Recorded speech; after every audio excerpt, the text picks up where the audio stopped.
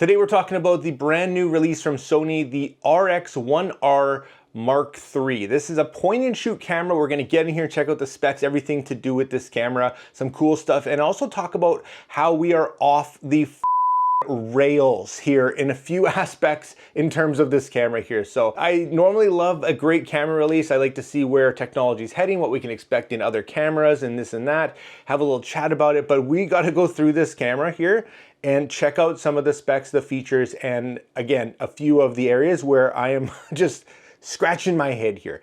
Let's not waste any time. Let's dive in and do this together. Okay guys, we are checking out the new RX1R Mark III. Here it is. Let's go through and check this thing out together. It is a high resolution compact camera that is not an interchangeable lens camera. It is a fixed lens. It's a 61 megapixel full frame BSI CMOS sensor. Pretty impressive when it comes to resolution. It's got the Bineyes XR, the fastest processing, all that jazz. It has a 35 millimeter f2 Zeiss lens, so the image quality is going to be pretty good here, but again, you cannot change it out if you want to have a different lens. It's a point and shoot camera. You're set at 35 millimeters, and yeah, here we go. It does have some pretty good resolution here at 61. Personally, I think it's a bit overkill for this type of camera, and the file sizes are going to be absolutely huge. Then we got the gimmicky stuff. Natural skin tones, of course, which we can edit and post. It reduces noise at higher ISOs. Okay, maybe some, AI stuff in the background. We've got LUTs here.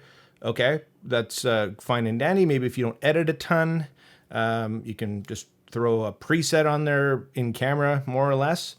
But yeah, let's start to get into the nitty gritty about this camera. Okay, so it's got a big sensor. You can't change the lens, but the lens is probably some pretty good quality. Nice fast f2.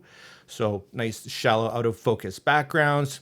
We got macro mode here, kind of cool. You can switch to relatively close, about 0.66 feet. So you can get in and shoot some details. Now, I want to stop here and check this out. This is saying step crop shooting. So you've got a 35 millimeter lens at 60 megapixels. You can also crop in to 29 megapixels for a 50 millimeter equivalent, and then up to 70 millimeters, a little bit of telephoto there, 15 megapixels. So this is literally just cropping. It's cropping in camera. I don't know why you do this, but you can only do this in stills, not in videos. And yeah, so you can crop in camera and lose megapixels. Okay, let's move forward. So next we've got some of the kind of inner workings here. Fast, precise autofocus. We expect nothing less here. AI, yeah, you throw that on there. It's supposed to be great.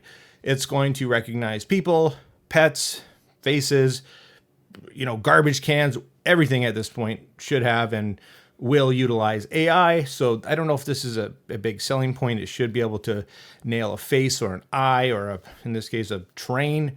Yeehaw. So it's getting good and it's getting, it's getting great if that's what you want to rely on.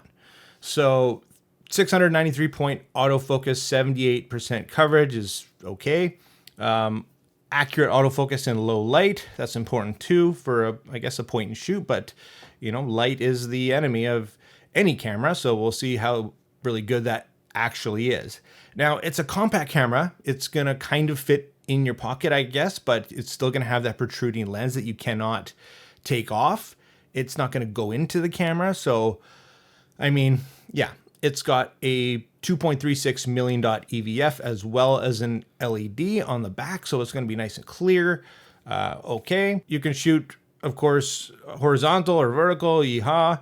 And then we've got the NP-FW50 battery, which is relatively small, 270 to 300 shots per charge. Yeah, nothing extraordinary there. You can upload to a cloud, like a lot of things. It'll talk to you if you, I guess, can't see what you're looking at. I don't understand. You can really zoom in to the menu. Okay. You can buy a thumb grip that's not included for an additional probably insane price. You can buy a lens hood that's not included. That's kind of mind-blowing. You can buy a body case for it that's not included. And look at that. You've got recyclable non-plastic packaging materials. Who cares? And yeah, again, back to the image quality, which looks pretty good. But again, phones take good pictures these days. So this is a compact point and shoot, high resolution camera, looking pretty good. So I want to touch on the one thing here that there's not in this, moments await, but do moments await for 6,300 Canadian dollars? This is what this thing costs, 5,100 US dollars. I think we are outside of our minds if you are picking this thing up as a point and shoot camera that doesn't have an interchangeable lens. We're talking $7,000 after tax Canadian for this camera. Am I in the twilight zone? I had to check to see if this was real. I had to check to see if this was April Fool's. I do not understand.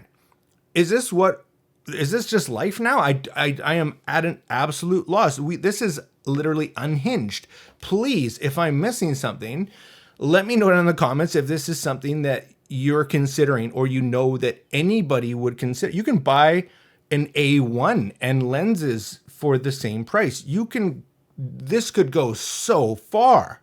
So, I mean, I am dumbfounded. I don't understand. It's a cool camera. It's got a lot of great tech and stuff, but this cost is literally in the twilight zone for me. I don't understand. Please let me know, guys. What are your thoughts on this camera? What do you like? What do you don't? And am I wrong? Is this reasonable? Because if this is, I don't even know anymore. I don't even know. So yeah, there's my take on this. I think we're off the deep end, and I am scared now for the A7 IV, which I was super excited for, which is coming up here pretty quick, guys. Let's talk about that. Anyways, let's leave it at that. Rant over. Drop your questions, your comments. Thanks for watching. See you in the next one.